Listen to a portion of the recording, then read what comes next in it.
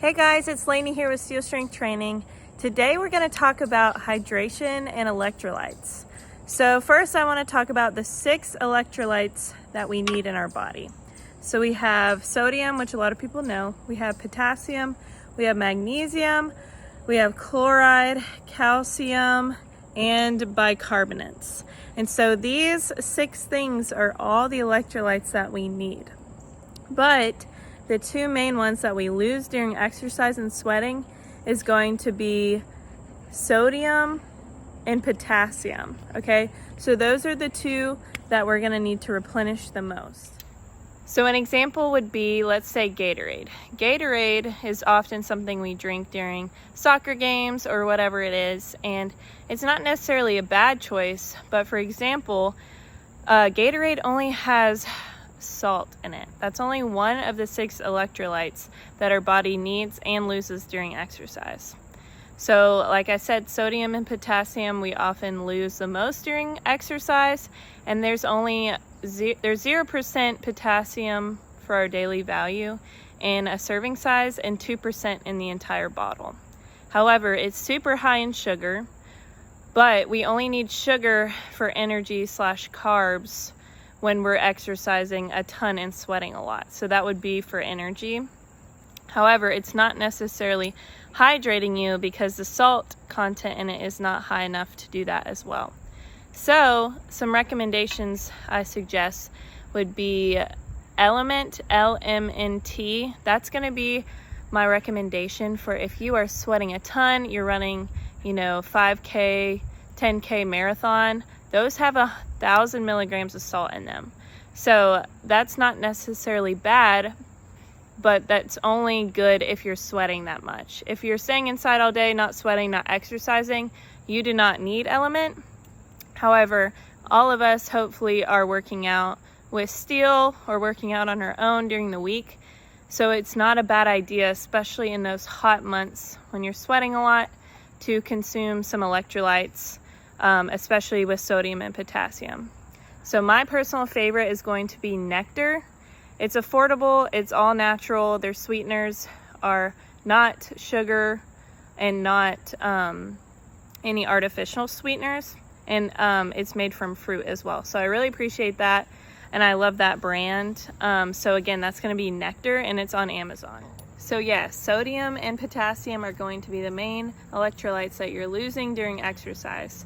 So for example, this is kind of TMI / gross, but if you've ever tasted your sweat before, that it often tastes very salty, and that's the sodium leaving our pores. And so if we're exercising at Steel, every hour of prolonged exercise, we're gonna need an extra 300 to 600 milligrams of salt added to our diet. So let's say you work out Steel 2 to 3 times a week, you're gonna need that extra 300 to 600 milligrams the days that you do that. So you can do that have electrolytes during or after. Either one really works. So just keep that in mind especially if we're sweating a ton. Let's say it's hot in there for some reason, or we're outside and you're sweating a lot, you're gonna need that extra sodium in your diet. So when I was an athlete at UAB, we really talked about hydration a ton, because in track and field, we're outside for hours and hours. And even though we aren't competing that whole time, you're constantly sweating and losing that sodium and other electrolytes in your body. And so it's super important, especially in the summer months, to keep in mind, hey, I have been outside for a long time. I'm probably in need of some, not just water, but sodium and other electrolytes too, because water is not going to hydrate you like an electrolyte packet, because water doesn't have every single electrolyte in it. We do get a lot of electrolytes from our food too, so believe it or not, food does hydrate you as well, because it's going to have things like calcium in dairy. Potassium would be in something like a banana, so just keep that in mind. So as far as hydration goes, there are some formulas that we're given that are helpful for calculating how much water to drink per day.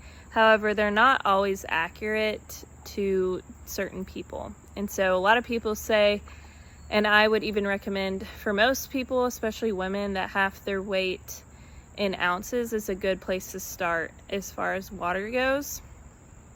But we want to be careful of dehydration, but we also want to be careful of overhydration. So if you weigh, let's say 90 pounds, half of that is not going to be enough water a day. But if you weigh, let's say 300 pounds, you don't necessarily need 150 ounces of water per day. So you can kind of see with any formula, there's not going to be that golden rule that's going to fit for every single person. It also depends on your gender. It depends on your height, your weight, like we talked about. It depends on your exercise activity, because someone who's sedentary does not need as much water as someone who's running 5Ks every week or every day. So listen to your body. I also think your cravings and your taste buds are a very good indicator for if you're dehydrated or not. So if you feel that thirsty feeling, don't ignore it. That's most likely your body telling you to, drink water or to have some extra sodium. If you're craving something salty, that's probably because you need more sodium because you're dehydrated.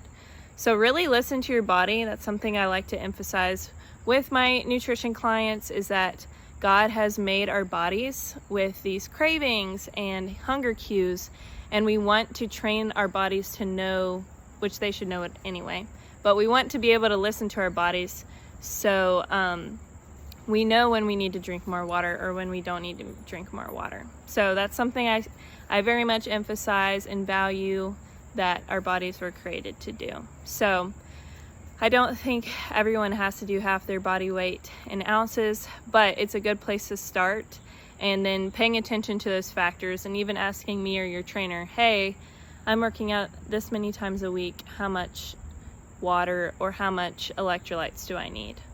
Don't think it's a bad idea to have an electrolyte packet after your workout, but if you're eating a healthy diet and you're not sweating too much, you don't necessarily have to. So not a super black and white topic, but it's fun to talk about, and it's really helpful to get kind of those things out there. So main takeaways are going to be those 6 electrolytes that we need. We want to get those packets, that the ones I recommended have a lot of those electrolytes.